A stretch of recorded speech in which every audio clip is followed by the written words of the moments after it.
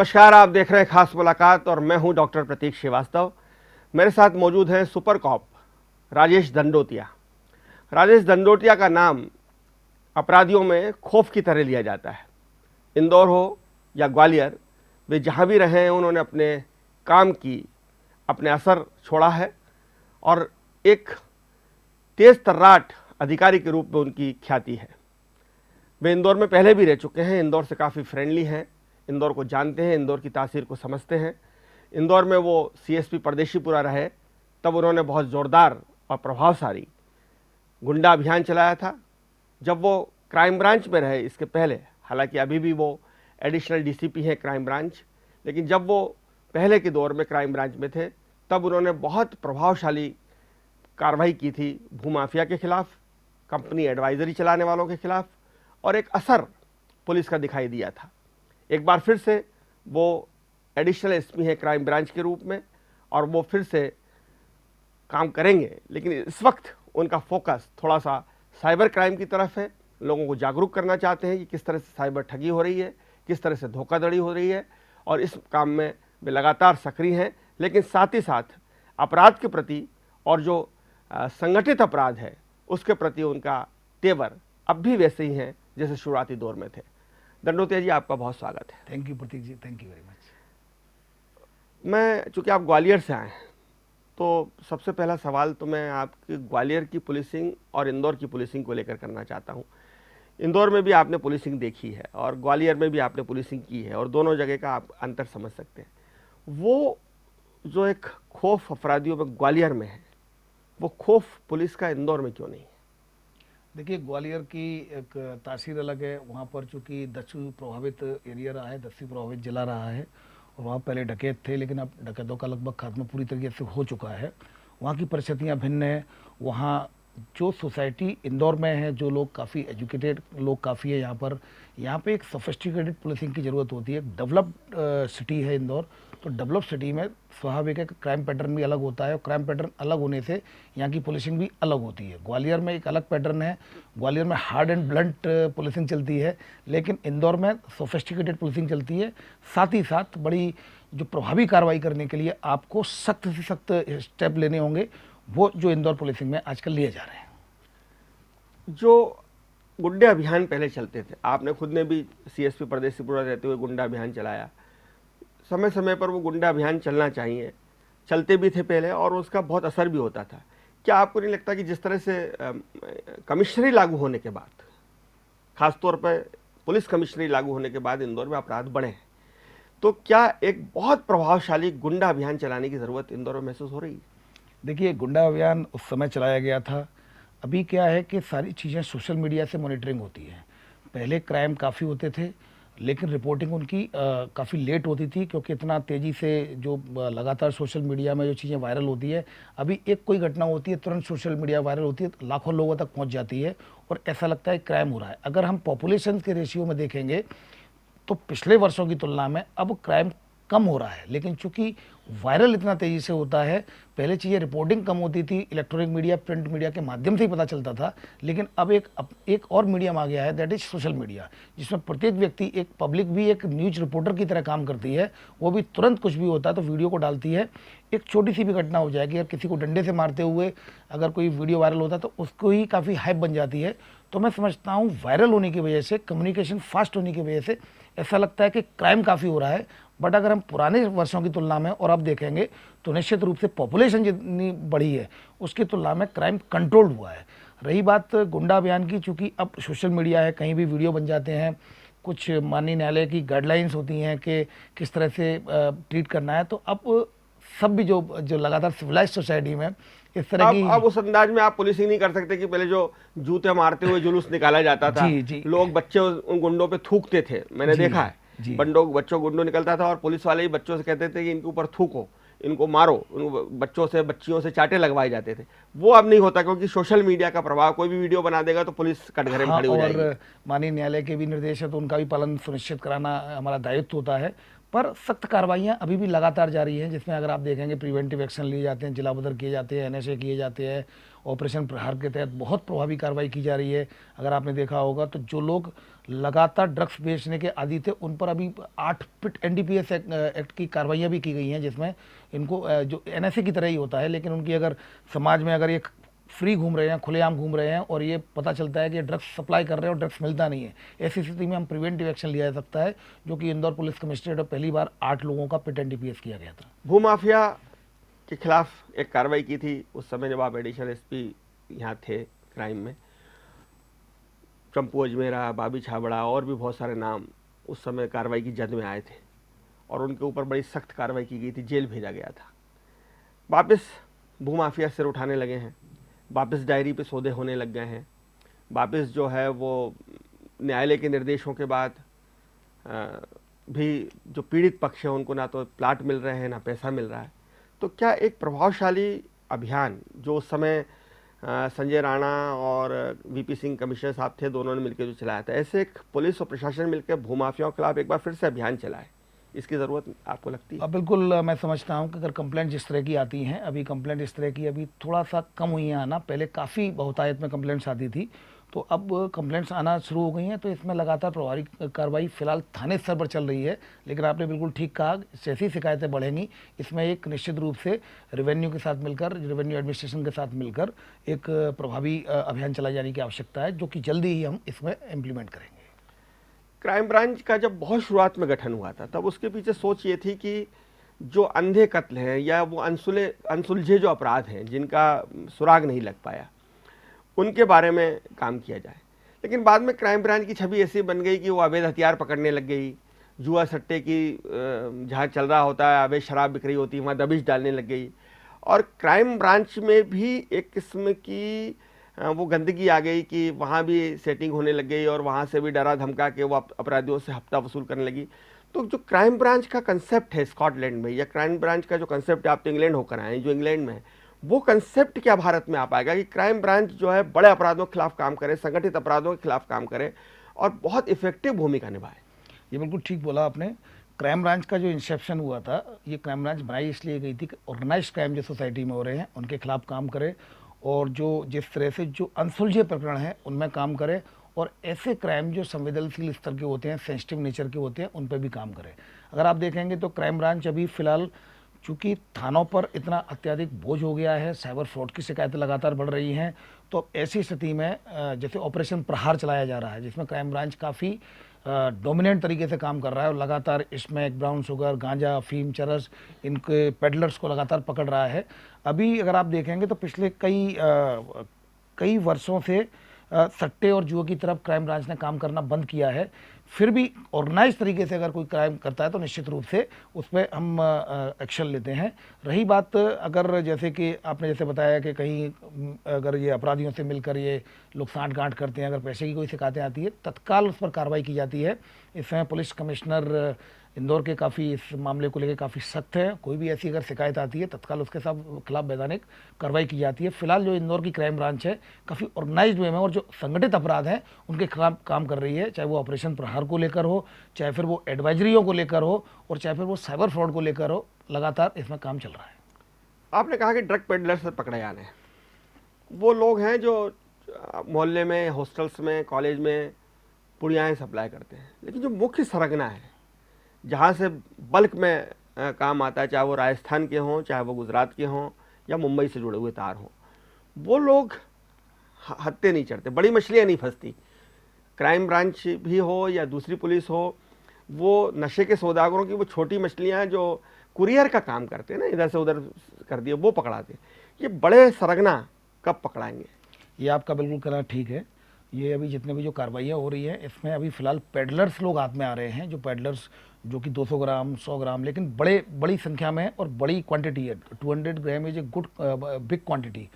Even अगर आपने देखा होगा तो अभी 2 साल पहले 2021 में क्राइम ब्रांच ने 70 किलो MDMA ड्रग्स को भी पकड़ा था। तो बड़ी, ऐसा नहीं है, बड़ी कार्रवाइयाँ भी होती हैं, पर ये आपका कहना बिल्कुल सही है कि जो पेडलर्स जितने पकड़े जाते हैं उतनी संख्या में जो बड़ी मछलियाँ होती है, जो इनके सरगना होते हैं, उन तक पुलिस काफ़ी धीमे धीमे पहुँचती है। तो ये कहना आपका सही है, क्योंकि ये लोग बाहर की दूसरी स्टेटों से माल लेकर आते हैं और दूसरी स्टेट में ये लोग दूसरी स्टेट के जो इनके जो सरगना होते हैं दूसरी स्टेट में रहते हैं और उनका वहाँ पर जाल फैला हुआ होता है। उस पर भी लगातार हम लोग काम कर रहे हैं। धीरे धीमे आपको ये कार्रवाई भी आपको पता चलेंगी।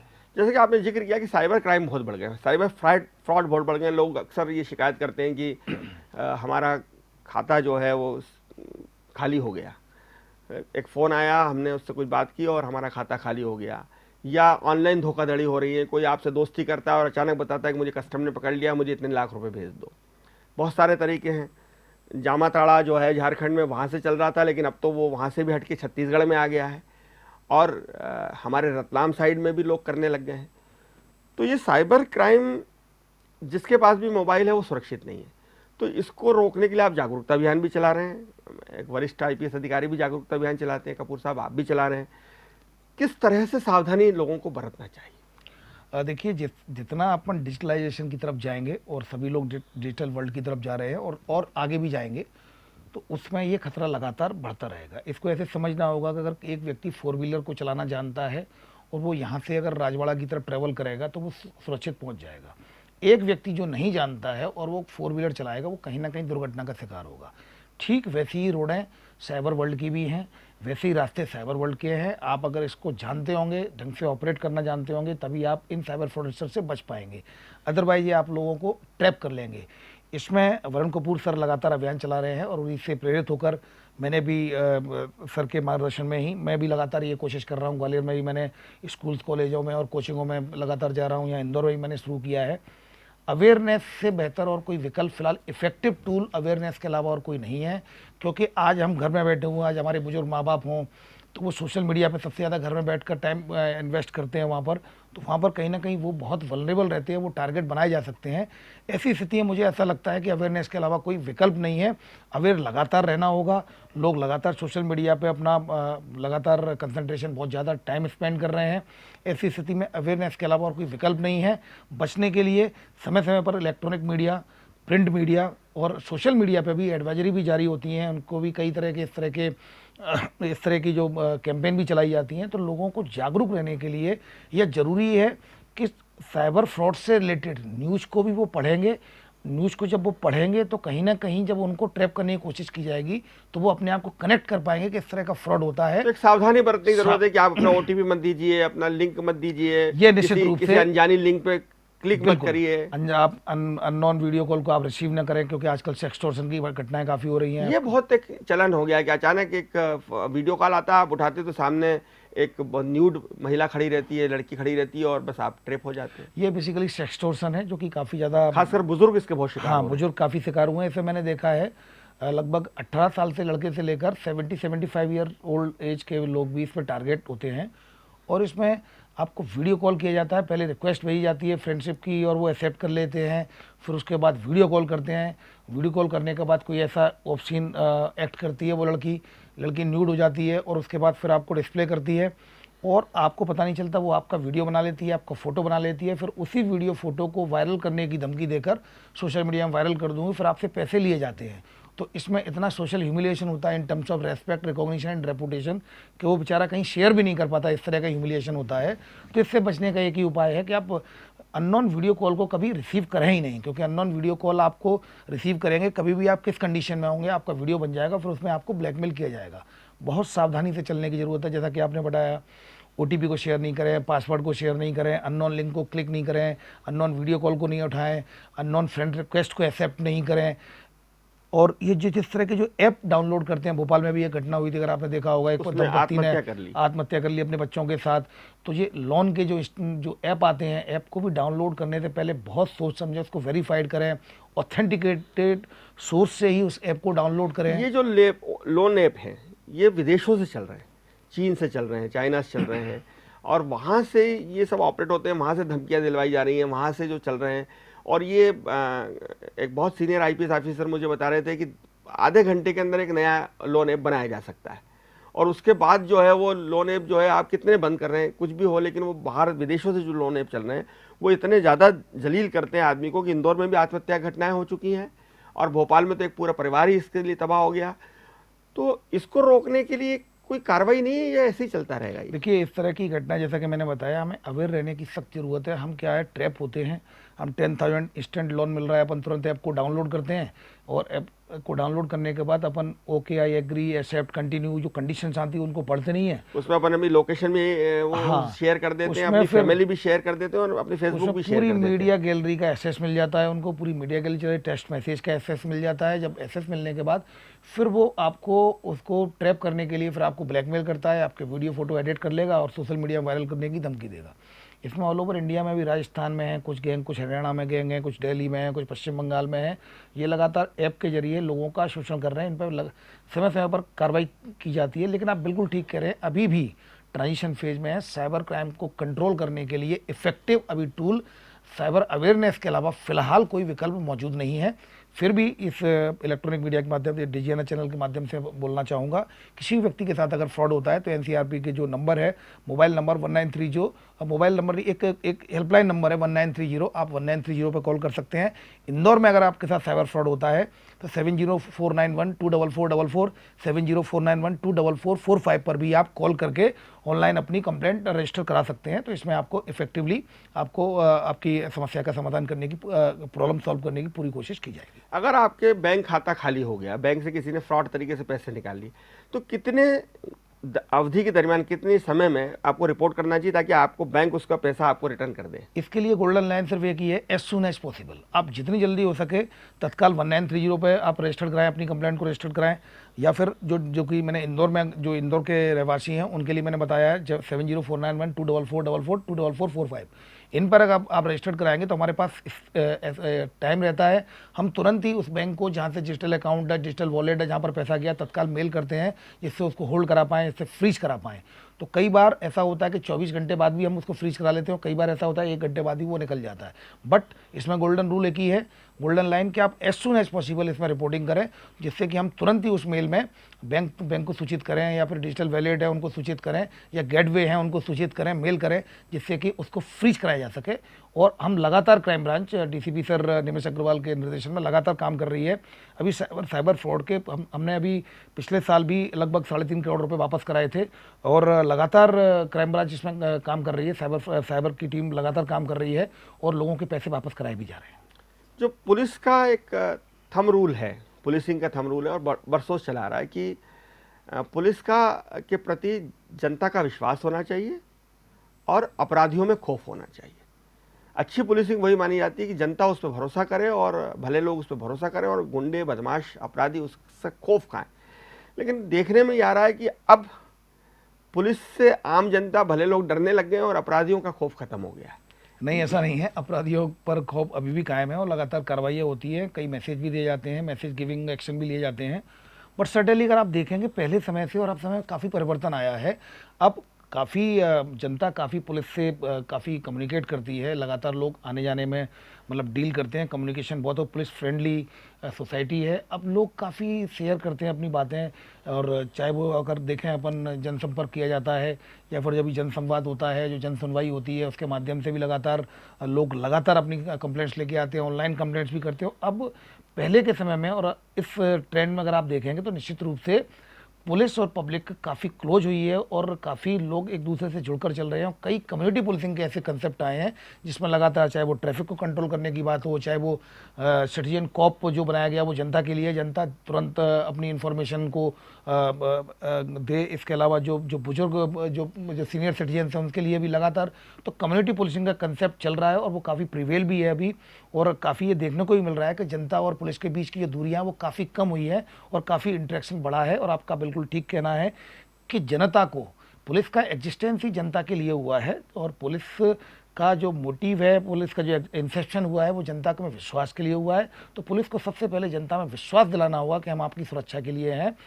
और ये इस दिशा में काफ़ी प्रयास चल रहे हैं कम्युनिटी पुलिसिंग के जरिए भी, और लगातार प्रभावी कार्रवाई करके अपराधियों के खिलाफ सख्त कार्रवाई करके भी इस तरह के मैसेज दिए जा रहे हैं। इंदौर में महिला संबंधी अपराध भी बढ़ रहे हैं, खासकर जो बच्चियां हैं, बाहर की बहुत सारी बच्चियां यहाँ आती हैं, छेड़छाड़ की घटनाएं, उनको डराने धमकाने की घटनाएं। कुछ थाने तो खास से बदनाम हैं, द्वारकापुरी और उस तरफ के थानों में तो इस तरह की घटनाएं हुई कि बच्चियों ने आत्महत्या भी कर ली कि वो उनके अपराधियों के खिलाफ ठोस कार्रवाई नहीं हुई। भले ही घटना 6-8 महीने, साल भर पुरानी हो, लेकिन इस तरह की घटनाएं हुई हैं। तो क्या, चूंकि आप प्रवक्ता हैं इंदौर पुलिस के, स्पोक्स पर्सन है, इसलिए भी मैं आपसे सवाल कर रहा हूं कि क्या इस पे एक जीरो टॉलरेंस की पॉलिसी नहीं बन सकती कि किसी भी बच्ची की शिकायत आई है, किसी महिला की शिकायत आई है, तो हम तत्काल एफआईआर लिखेंगे, बाद में तय करेंगे कि एफआईआर सही है या गलत है। बिल्कुल ठीक कहा आपने, इसमें जीरो टॉलरेंस की पॉलिसी ही है। लगातार पुलिस महिला संबंधी अपराधियों को बहुत त्वरित रेस्पॉन्स देती है। मैं आपको इस बारे में ये कहना चाहूँगा, आपको अगर ये लगेगा इसके पीछे हिडन कि पहले लोग रिपोर्ट नहीं करते थे, झिझकते थे, आज कम से कम इतनी दूरियां जो कम हुई हैं जनता और पुलिस के बीच कि आज रिपोर्टिंग प्रॉपर हो गई है। तुरंत सोशल मीडिया में तुरंत पुलिस को रिपोर्ट कंप्लेंट करना। पहले बच्चियाँ आगे नहीं आती थी, पहले महिलाएं आगे नहीं आती थी, लेकिन लगातार जिस तरह की पुलिसिंग में सुधार हुआ है, पुलिस पब्लिक के रिलेशंस में सुधार हुआ है, जो दूरियाँ कम हुई है, उससे रिपोर्टिंग बेहतर हो गई है। लोग शेयर करते हैं, अपनी सारी समस्याओं को शेयर करते हैं और जीरो टॉलरेंस की बिल्कुल नीति है। ये बात सही है कि कुछ घटनाएं ऐसी होती है सोशल मीडिया में तेज़ी से वायरल होती हैं, उसमें त्वरित इफेक्टिव कदम लेने की ज़रूरत होती है। तो कुछ केसेज में ऐसा, एक दो केसेज में ऐसा हुआ है जिस तरह से समय पर त्वरित रेस्पॉन्स नहीं लिया गया है, तो उसमें उस विवेचक के खिलाफ भी, पुलिस अधिकारी के खिलाफ भी, जो भी जिम्मेदार है उसके खिलाफ कार्रवाई की गई है। और जीरो टॉलरेंस की नीति है इंदौर पुलिस कमिश्नर श्री मकरंद देवशकर सर के द्वारा लगातार इसमें मीटिंगें ली जाती हैं, सबको संवेदनशील बनाया भी गया है और हम लोग बिल्कुल जीरो टॉलरेंस नीति के तहत काम करते हैं। यदा कदा कुछ जहाँ जो लापरवाही लोग करते हैं उसमें कड़ा एक्शन भी लिया जाता है। यातायात ट्रैफिक जो है एक बड़ी समस्या है। हालांकि जैसे जैसे ट्रैफिक बढ़ता जा रहा है, ट्रैफिक के लिए यहाँ पर एसपी भी एक अलग से नियुक्त हो गए हैं, बहुत सारा स्टाफ है, बावजूद उसके जो पीक टाइम्स हैं, पीक आवर्स हैं, उसमें कम से कम 16 चौराहे ऐसे हैं इंदौर के जहाँ पर जाम लगता है और एक बार की लाइट में आप क्रॉस नहीं कर सकते, कम से कम 2 या 3 बार की लाइट लगती है। और बरसात अगर हो जाती है और पानी भर जाता है तब तो बहुत ही ज़्यादा शहर की स्थिति ख़राब हो जाती है, एक तरह से शहर हाईजेक हो जाता है। तो क्या, बहुत सारे अधिकारी आए, बहुत सारे आईपीएस आए, सब आते हैं हमारे से संवाद करते हैं इसी स्टूडियो में, तो अक्सर कहते हैं कि ट्रैफिक उनके ऊपर है, उनके दिमाग में है, जहन में है, प्रायोरिटी में है, लेकिन ट्रैफिक की समस्या सॉल्व नहीं हो पाती। देखिए, आपका बिल्कुल ठीक कहना है, ट्रैफिक में परेशानियां काफ़ी आती हैं और पिछले कई लंबे समय से ये देखा जा रहा है कि ट्रैफिक में जाम की स्थिति बनती है। लेकिन ये होलिस्टिक अप्रोच में इसमें काम करना होगा। अगर आप देखेंगे पहले की तुलना में वाहन काफ़ी ज़्यादा हो गए हैं। दूसरा, ये स्वयं की अवेयरनेस भी इसमें बड़ा इंपॉर्टेंट रोल है। पब्लिक को भी इसमें पार्टिसिपेशन करना होगा।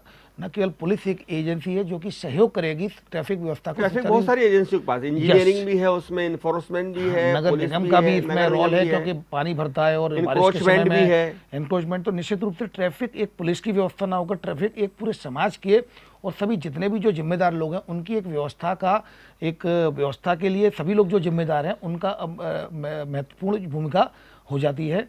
ऐसे समय में पुलिस एक सहयोग बनाने की कोशिश करती है। रेड लाइट हैं, जैसे जो लाइट्स लगी हुई हैं, सिग्नल्स हैं, उसके बाद वहाँ आपने देखा होगा चौराहों पर जगह जगह जहाँ पर जाम की स्थिति में वहाँ पर फोर्स भी लगता है, लेकिन अल्टीमेटली पब्लिक को भी उसमें एक्टिव पार्टिसिपेशन लेके अपनी जिम्मेदारी समझनी होगी। पुलिस मात्र एक व्यवस्था में सहयोगी है, असली व्यवस्था बनाने की जिम्मेदारी तो स्वयं पब्लिक की है। जिस तरह पब्लिक ने स्वयं की जिम्मेदारी समझते हुए इंदौर को देश का नंबर 1 स्वच्छ शहर बनाया, उसी तरह अगर ये जिम्मेदारी लेकर स्वयं की जिम्मेदारी समझेंगे तो ये एजेंसियां हैं, पुलिस भी एक एजेंसी मात्र जो सहयोग के लिए है, लेकिन स्वयं अगर जिम्मेदारी समझेंगे, स्वयं कूड़ा फेंकना बंद किया, तब जाकर इंदौर देश का नंबर 1 शहर बना। उसी तरह ट्रैफिक में भी अगर ये लोग एक्टिवली पार्टिसिपेट करेंगे, स्वयं की जिम्मेदारी समझेंगे, तो मुझे विश्वास है आगे चलकर ये समस्या का भी समाधान होगा। क्या इंदौर का जो पुलिस है उसको एक बार फिर वापस वैसे सख्त अंदाज में लाया जा सकता है जैसे संतोष सिंह साहब के ज़माने में था, संजीव शमी के ज़माने में था, या रुस्तम सिंह या उसके पहले पन्नालाल जी के ज़माने में थी? वो सख्ती, वो तेवर पुलिस के दिखना चाहिए, क्योंकि कभी कई बार ऐसा लगता है कि इंदौर की पुलिस बहुत कुछ कमर्शियल अंदाज में हो गई है। वो डीलिंग जो होनी चाहिए थी, जो अपराधी बाद में लंगड़ाता हो जाता था, उसके हाथ में प्लास्टर चढ़ा रहता था, संतोष सिंह जी के ज़माने में उसके पैरों में प्लास्टर चढ़ा रहता था, वो एक अंदाज, वो दृश्य जो होते हैं ना, वो जनता में विश्वास पैदा करते हैं पुलिस के प्रति। देखिए, पुलिस नियम और कानून से बंधी होती है, उसी गाइडलाइन में, उसकी बाउंड्री में उसको काम करना होता है। और कमिश्नर सिस्टम में आपको मैं बताऊं, बहुत तेज़ी से बदलाव आ रहे हैं और पुलिसिंग काफ़ी इफेक्टिव हो रही है, अपराधियों पर नकेल कसी जा रही है ऑन पेपर आप देखेंगे तो इतने एनएसए, इतने जिलाबदर, इतने प्रिवेंटिव एक्शन लिए जा रहे हैं। ऑपरेशन प्रहार के तहत अगर आप देखेंगे तो लगातार ड्रग पेडलर्स को, क्योंकि ये समस्या बड़ी विकट हो रही है यहाँ पर, उसमें लगातार कार्रवाई करते हुए लगातार ड्रग्स पेडलर और उनके जो सरगना वहाँ तक पुलिस पहुँच रही है। तो प्रभावी कार्रवाई चल रही है, सख्त कार्रवाई चल रही है। ये जरूर है कि इलीगल इस समय किसी को रोड पर, चौराहे पर मारना, चूंकि पुलिस के नियम और कानून में के दायरे में काम करना होता है, तो नियम और कानून के दायरे में रहते हुए सख्त से सख्त कार्रवाई की जा रही है इन अपराधियों के खिलाफ। और ये भी मैसेज मैं इस डिजिटल चैनल के माध्यम से इंदौर के अपराधियों को देना चाहूँगा कि बहुत सख्त कार्रवाइयाँ उनके खिलाफ अभी भी लगातार जारी रहेंगी। और भी हमने कुछ प्लान किया है कि इंदौर के जो अपराधी हैं, जो पूर्व में अपराधी रहे हैं, वर्तमान में भी जो अपराध में संलिप्त हैं, उनके खिलाफ हमने प्लानिंग की हुई है। हम उन पर सख्त से सख्त कार्रवाई कर रहे हैं और लगातार ये जारी रहेंगे। बहुत धन्यवाद राजेश दंडोतिया साहब आपका। आपने स्टूडियो में आकर हमारे दर्शकों को बहुत ही महत्वपूर्ण जानकारी दी है, न केवल क्राइम के बारे में बल्कि साइबर क्राइम के बारे में। जागरूकता ही सबसे बड़ा हथियार है। जनता को जागरूक होना पड़ेगा, पुलिस को सहयोग करना पड़ेगा।